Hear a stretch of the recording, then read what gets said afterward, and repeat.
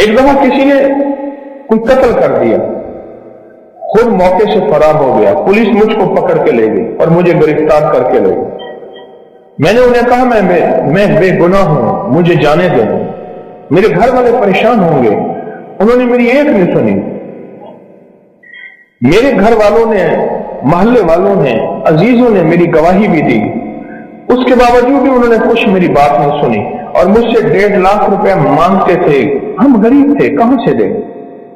اگلے دن صبح صبح مجھے آپ کے درس کی ایک بات یاد آئی۔ اب سنیں، اب دیکھیں، روح کے سفر کا تھوڑا سا مسافر تھا، مشکل آئی، ایک بات یاد آئی۔ اب بات کیا ہے سنیے۔ ایک بات یاد آئی، آپ نے ایک بات بتائی تھی، جو بندہ صبح فجر کے فوراً بعد 40 بار پوری سورت فاتحہ پڑھے اور پھر سارا دن آمین کہتا رہے اور یہ گمان کرے کہ اس کے ساتھ فرشتے بھی آمین کہہ رہے ہیں، سارا دن آمین کہتے رہے اور یہ گمان کرے کہ اس کے ساتھ فرشتے بھی آمین کہہ رہے ہیں۔ کیوں؟ اب اس پہ بات سنیں۔ ایک بزرگ تھے، ان کی جماعت رہ گئی، انہوں نے اپنی نماز کو 27 دفعہ دہرایا۔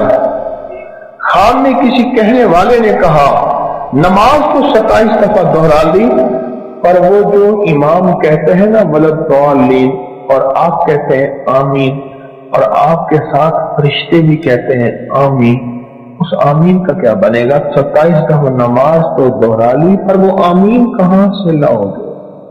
آمین کہاں سے لاؤ؟ اور پھر ایک اور بات، جب مجلس بڑی ہوتی ہے جیسے آپ کی ہے، دعا ہوگی تو اس دعا میں فرشتے بھی آمین کہتے ہیں، فرشتے بھی آمین کہتے ہیں۔ اور جب بندوں کی آمین کے ساتھ فرشتوں کی آمین مل جاتی ہے، یا فرشتوں کی آمین کے ساتھ بندوں کی آمین مل جاتی ہے، اس پہ اللہ پاک قبولیت کی مہریں، برکت کی مہریں لگاتا ہے اور اس دعا کو قبول کرتا ہے۔ یہ وہ چیز جو میں نے عرض کی تھی، اس بندے کو یاد آئی، اس بندے کو وہ چیز یاد آئی۔ کہنے لگے مجھے حوالات میں 8 دن گزر گئے، میں ایک چیز کہنا بھول گیا تھا، حوالات میں 8 دن گزر گئے، 1.5 لاکھ مجھ سے مانگتے تھے، میں بے گناہ تھا، میرا اس کیس سے کوئی تعلق نہیں تھا۔ اگلے دن صبح مجھے اچانک آپ کا درس یاد آیا کہ جو بندہ نماز فجر کے بعد 40 بار سورت الحمد شریف پڑھے گا اور سارا دن آمین کہے گا تو، اور یہ گمان ساتھ رکھے گا کہ فرشتے بھی میری آمین کے ساتھ آمین کہہ رہے ہیں، اس کا کام ہو جائے گا۔ اور ایک بات اور بھی بتا دوں، جہاں اولیاء اللہ نے ساری زندگی اسم اعظم کی تحقیق کی ہے کہ وہ کون سا اسم ہے یوں پڑھو اور یوں کام ہو جائے، اسے کہتے ہیں اسم اعظم۔ وہ کون سا لفظ ہے، وہ کون سا حرف ہے، وہ کون سی زیر ہے، وہ کون سی زبر ہے، یہ وہ کون سا وظیفہ ہے، وہ کون سی تسبیح ہے جس کو پڑھو اور پڑھتے ہی اسی وقت کام ہو جائے، اس کو کہتے ہیں اسم اعظم۔ اسم ہر اللہ کے ولی نے اپنی تحقیق بیان کی ہے، اور بے شمار اولیاء میں یہ بھی تحقیق ہے کہ لفظ آمین اسم اعظم ہے۔ لفظ یہ جو ہم نماز کے بعد ہلکی آواز میں دل میں آمین کہتے ہیں، یہ لفظ آمین بھی اسم اعظم ہے۔ اب میں بھی آمین کہہ رہا، اس نے تصور کیا، اور فرشتے بھی آمین کہہ رہے، بس فرق صرف اتنا ہے، فرق صرف اتنا ہے کہ دعا کے آتش عشق میں تو بھی میری طرح چلا کرے۔ حوالات میں 8 دن گزارنے کے بعد آمین کیسے نکلی تھی ذرا بتائیں؟ کوئی وسیلہ نہیں، کوئی راستہ نہیں، میں غریب آدمی ہوں، میرے پاس 1.5 لاکھ روپے نہیں ہے، اور میں بے گناہ بھی ہوں، اور وہ بھی سمجھتے ہیں کہ یہ بے گناہ ہے، پر کہتے ہیں 1.5 لاکھ دیے بغیر تجھے خلاصی نہیں ملے گی۔ تو سوچیں اس نے آمین کس جذبے، کس تڑپ، کس طلب، کس کیفیت کس درد کے ساتھ کہی ہوگی. چنانچہ میں یہ عمل اس نیت سے کیا، اے اللہ مجھے اس قید سے نجات دے، تو جانتا میں بے قصور ہوں. ایسے بچا جیسے یوسف کو کنویں سے، ایسے بچا جیسے تو نے یونس علیہ السلام کو مچھلی سے. اے اللہ مجھے بھی ایسے بچا. میں نے یہ عمل فجر کے بعد کیا. آمین غور و فکر سے کہتا رہا، غور و فکر سے، لگی کے ساتھ، درد دل لگا رہا. کس درد کے ساتھ؟ یا اللہ میں بھی آمین کہہ رہا اور میرے ساتھ فرشتے بھی آمین کہہ رہے. اے اللہ اگر میری آمین قبول نہیں چلو فرشتوں کی تو قبول ہے. اگر میری قبول نہیں مولا چلو فرشتوں کی تو قبول ہے. اے اللہ فرشتوں کی آمین کو قبول فرما اور اس مصیبت سے مجھے نجات عطا فرما. ابھی صبح کے 10 ہی بجے ہوں گے کہ ایک پولیس والا میرے پاس آیا. مجھے کہنے لگا آپ پریشان نہ ہو، ابھی آپ کی بے گناہی ثابت ہوگی. یہ کہتے اس نے افسر کو آواز دی اور افسر نے دوسرے کو کہا اور آخر کار اس نے مجھے بند سے قید سے نکال دیا، گھر بھیج دیا. میں باہر نکل گیا، میں نے اللہ کا شکر ادا کیا، گھر چلا گیا. پہنچا میرے گھر والے حیران کہ پولیس والوں نے تو پیسوں کا تقاضا کیا تھا. میں نے ان کو اپنی بات اور اپنا عمل بتایا کہ بغیر مال کے، بغیر سفارش کے، بغیر کسی چیز کے میں گھر پہنچا ہوں. اور پہنچا کس پہ ہوں کہ فجر کے بعد مجھے اچانک 8 دن کے بعد یاد آیا کہ اوہ میں نے تسبیح خانے میں تو یہ عمل سنا تھا. یہ 40 بار سورۃ فاتحہ صبح پڑھ گڑ گڑا کے توجہ سے، دھیان سے، درد اور کیفیت کے ساتھ، اور پھر سارا دن کیا پڑھ؟ آمین، دل ہی دل میں. اب دیکھیں نا انہوں نے جو لفظ لکھا ہے وہ لفظ لکھا ہے غور و فکر کے ساتھ. غور و فکر کے ساتھ، غور و فکر کے ساتھ. آمین، غور و فکر کے ساتھ. اس غور و فکر کے ساتھ جو پڑھی ہوئی آمین ہے اس نے فیصلے کرا دی، اس نے فیصلے کرا دی. اچھا ایک عمل بتا رہا ہوں سورۃ اخلاص کا، زندگی میں ایک دفعہ ضرور کر لیں، ہفتے میں ایک دفعہ کر لیں، روزانہ کر لیں، مہینے میں ایک دفعہ کر لیں. فرمایا جس شخص نے مغرب اور عشاء کے درمیان 20 رکعت پڑھی، ہر رکعت کے بعد سورۃ فاتحہ کے بعد قل هو اللہ پڑھا، 20 رکعت پڑھی یعنی 10 دوگانے. کتنے دوگانے؟ 10. جس نے پڑھی مغرب اور عشاء کے درمیان 20 رکعت پڑھی، پہلی رکعت میں فاتحہ کے بعد ایک دفعہ قل هو اللہ بس پڑھی، توجہ سے، دھیان سے، خشوع سے، درد سے، جلدی نہ کریں. اب اس کے فائدے سنیں اور حیران ہو جائیں. اور میں اللہ اس کے لیے جنت میں بے عیب اور بے جوڑ 2 محل عطا فرمائیں گے. کوئی عیب نہیں ہوگا، اس میں کوئی جوڑ نہیں ہوگا. اللہ اسے جنت میں عطا فرمائیں گے جس نے مغرب اور عشاء کی نماز کے دوران یہ عمل کیا. آپ بولے. اور آپ نے فرمایا جس نے سوتے وقت 30 مرتبہ قل هو اللہ پڑھی. ہر عمل کا انوکھا فائدہ ہے. اس کے لیے 1000 محل جنت میں اللہ بنائے. اور جس نے 200 مرتبہ پڑھی اللہ اسے ایسا درجہ عطا فرمائیں گے. جس نے سورۃ قل هو اللہ 200 مرتبہ پڑھی اللہ اس کو ایسا درجہ عطا فرمائیں گے کہ جس سے وہ راضی بھی ہوگا اور خوش بھی ہوگا. اللہ اس کو راضی کر دیں گے، ایسا درجہ عطا فرمائیں گے. اور فرمایا اگلی بات سنیں غور سے ذرا، میں بہت توجہ دلا کے سنانا چاہ رہا ہوں. فرمایا جس گھر میں سورۃ قل هو اللہ پڑھی جائے اس گھر والوں کے ساتھ ساتھ ان کے پڑوسیوں کو بھی نفع ہوتا، اس کے پڑوسیوں کو بھی نفع ہوتا.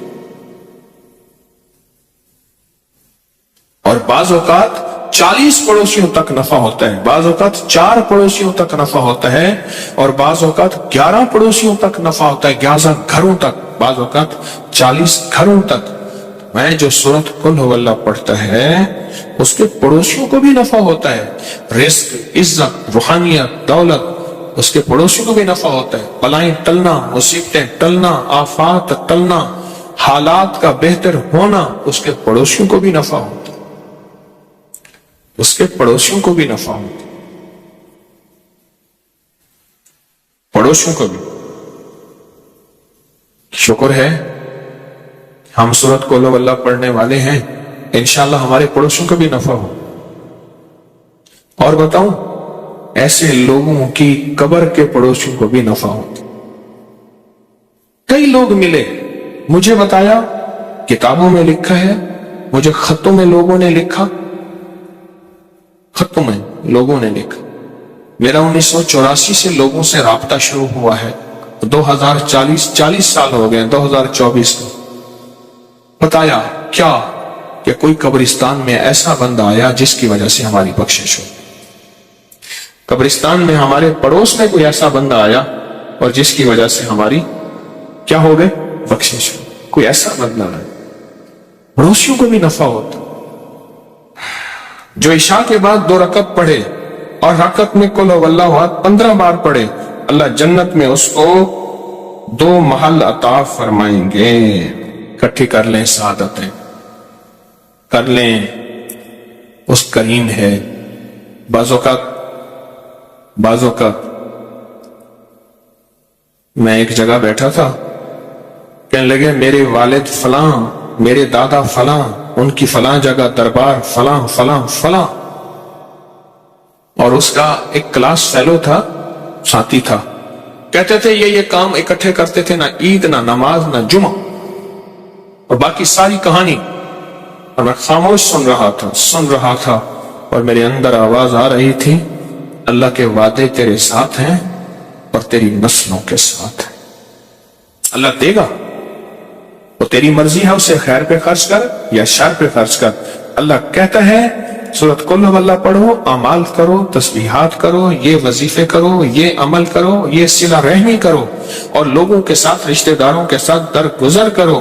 اللہ کہتا ہے میں تمہیں دے کے رہوں گا، تمہاری نسلوں کو کھلا کے رہوں گا، پلا کے رہوں گا، عطا کر دوں گا، اور ساری دنیا بھوک قحط مہنگائی کرے گی، تیری نسلوں کو وہ دوں گا کہ تیری نسلیں آباد اور شاد ہو جائے۔ میرے پاس ایک صاحب ہے کراچی کلفٹن میں، وہ اس وقت مالدار تھے جب کراچی کا ڈیفنس نہیں بنا تھا، صرف کلفٹن تھا، اور مالدار، پرانے مالدار، اور وہ ایک دکان پہ 4 آنے ہوٹل کے، چاچا غلام علی تھا، اس کا ہوٹل تھا، اس کی دکان پہ 4 آنے روزانہ پہ مزدوری کرتا تھا، چائے کے برتن صفائیاں کرتا تھا۔ مجھے میرے زیر علاج رہے وہ زندگی کے آخری ایام میں، اس اللہ والے نے مجھے بہت کچھ سکھایا، میں ہر وقت سیکھتا ہوں۔ مجھ سے کہنے لگا میرا ایک نانا تھا، اور ہم وہ لوگ ہیں جن کے پاس گائے بھینسیں، ہم دودھ بیچنے والے ہیں، ہمارا خاندانی پیشہ یہی ہے، دودھ بیچنے والے، جانور کو بڑا کر کے بیچنا، ان کے بچے بیچنا، دودھ بیچنا، اور گوبر خشک کر کے اس کی بوریاں بیچنا، گوبر، ہم وہ ہیں۔ کہا کہ میرا ایک نانا تھا، وہ نانا جو ہے سارا دن تسبیح کرتا تھا، ذکر کرتا تھا۔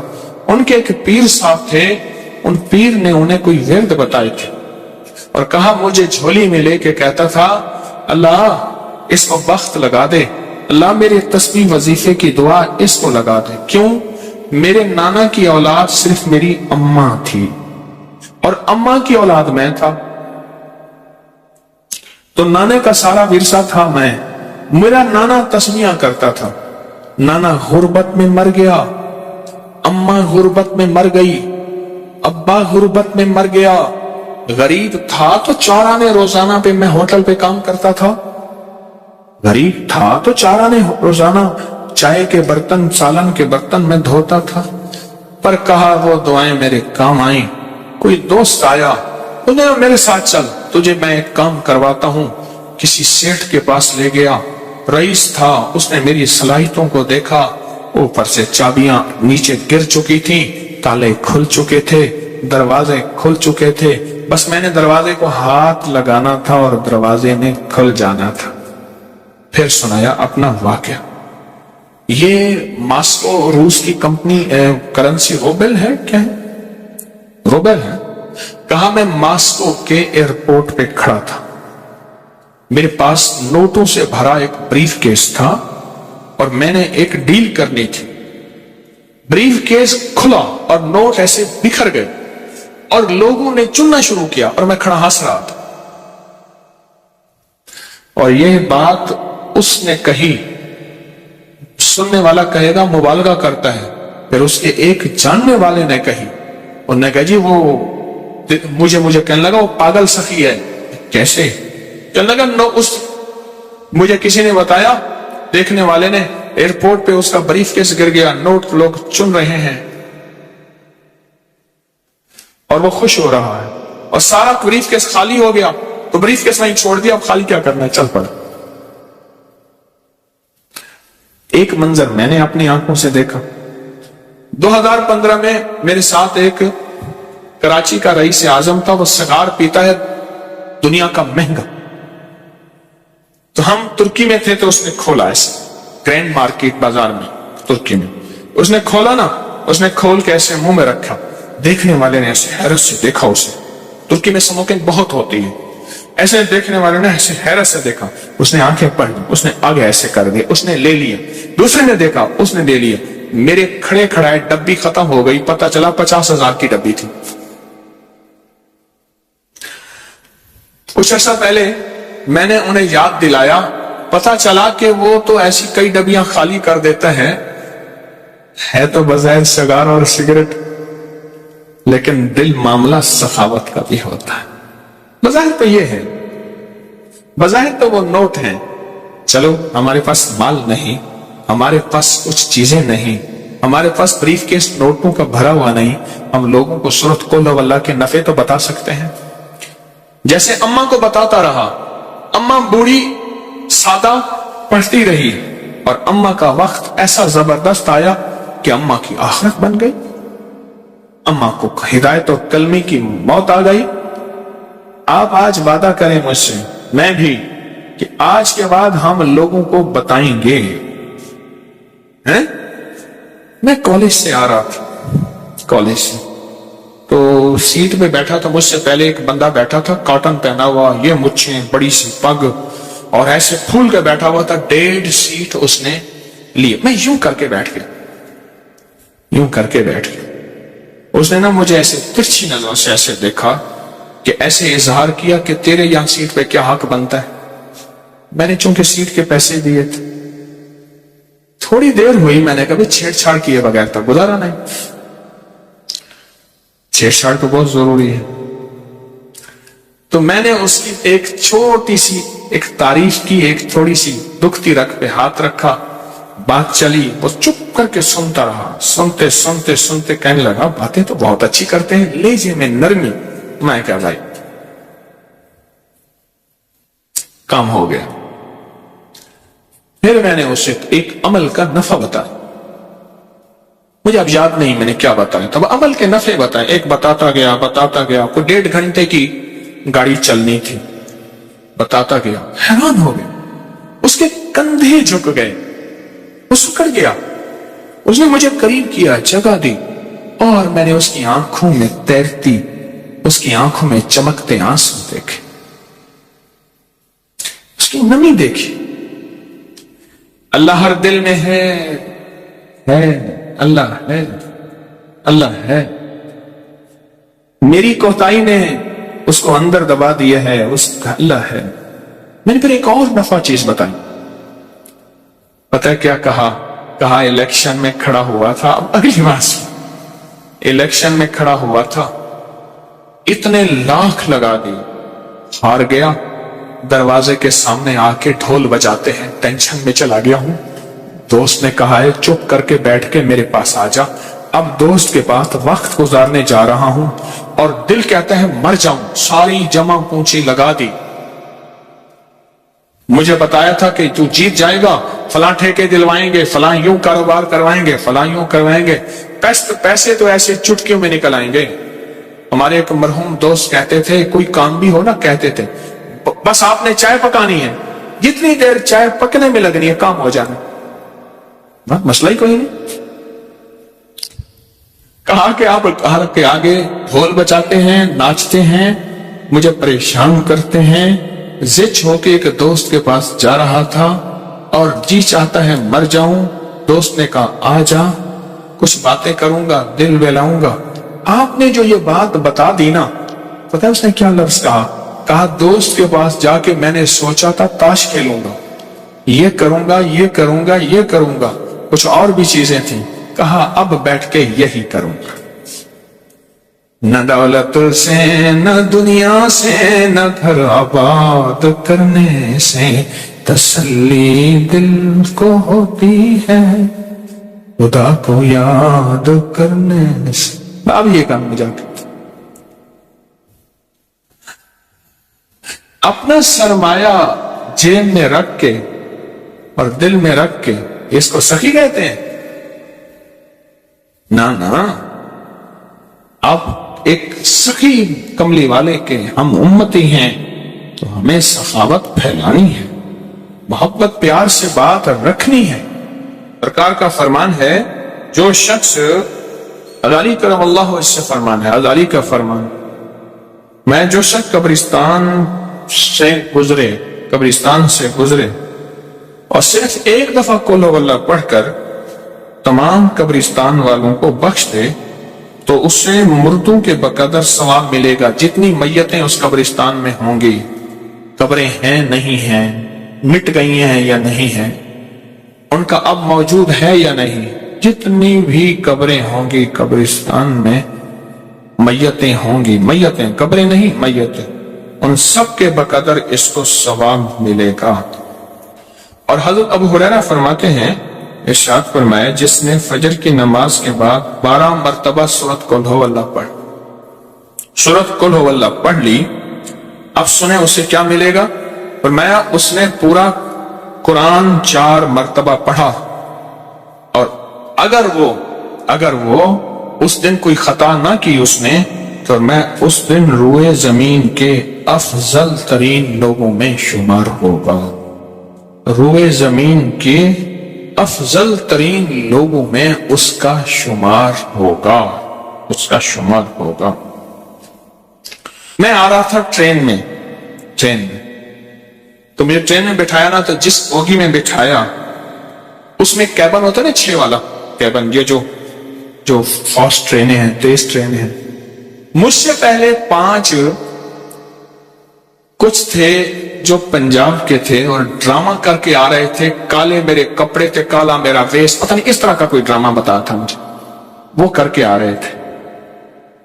ان کے گانے بجانے کے اوزار لٹکے ہوئے تھے ادھر ادھر. جب میں گیا نا، ٹرین رکی، تو ایک بندے نے دوسرے کو خاص مخصوص لہجے میں کہا، جس کا مطلب یہ ہے کہ رنگ بھنگ آ گئی. دوسرے نے کہا کباب کی میں کھاسے ہیں، آ کے ہڈی آئی، کباب ہڈی آ گئی ہے. تیسرے نے اور کہا، چوتھے نے اور کہا. میں چپ کر کے بیٹھ گیا. کچھ دوستوں نے چلتے چلتے مجھے بسکٹ، سافٹ ڈرنک، چیزیں، بہت ساری چیز دے دی تھی. میں کیا کروں گا، حضرت لے لیں، ان کی قدرت نے پہلے سے انتظام کیا. اچھا، میں نے کہا آئیں آپ کھائیں. کوئی اوپر لیٹا ہوا تھا، کوئی تھکے ہارے مارے کٹے. میں نے ان کو کھلانا شروع کر. دوسرے نے کہا، اس کو دیا، ان سے باتیں کی، محبت کی، ان کے ساتھ تعلق کی باتیں کی. وہ ہنسنا شروع ہو گئے، سارے اکٹھے ہو گئے، کھلانا پلانا شروع ہو گئے. خوب کھلایا، خوب پلایا، اور بھی چیزیں تھیں، ان کو دیا، ان سے باتیں کی. کرتے کرتے وہ قریب آ گئے. پھر اپنا کام شروع. بس پہلے دل لو، پھر دن لو. دل تو لیتے نہیں، پھر کہتے میری بات کو اس نے پھینک دیا تھا. دل تو لے اس کا. پھر جو میں نے نفع بتائے، کیونکہ شوبز کی دنیا میں میرا اب تک تجربہ ہے، جادو، جنات، حسد، یہ چیزیں ہر جگہ ہیں، لیکن یہاں کچھ زیادہ ہی ہوتی ہیں. وہ جو بتائے میں نے، اب رات گزر گئی، ان کی تو راتیں جاگتی ہیں، میں کہوں میں سوؤں، وہ کہ تو کیسے سوئے گا؟ میں نے کہا مجھے سونے دے، میں نے اس لیے دانستہ اوپر والی برت لی ہے کہ ہلے گلے نہ ہو، وقت پہ سوؤں وقت پہ اٹھوں، وہ کہیں تو کیسے سوئے گا؟ محبتیں پھیلائیں ان لوگوں کو جن سے لوگ بظاہر نفرت کرتے، ان لوگوں سے جن کو لوگ ملنا پسند نہیں، ان سے محبتیں پھیلائیں۔ اور یہ آپ کو جو تسبیح خانے سے سرمایہ ملتا ہے نا، اس سرمایہ عام کریں، بڑا سرمایہ ہے، بہت بڑا سرمایہ، بہت بڑا سرمایہ ہے، اس کو عام کریں، عام کریں۔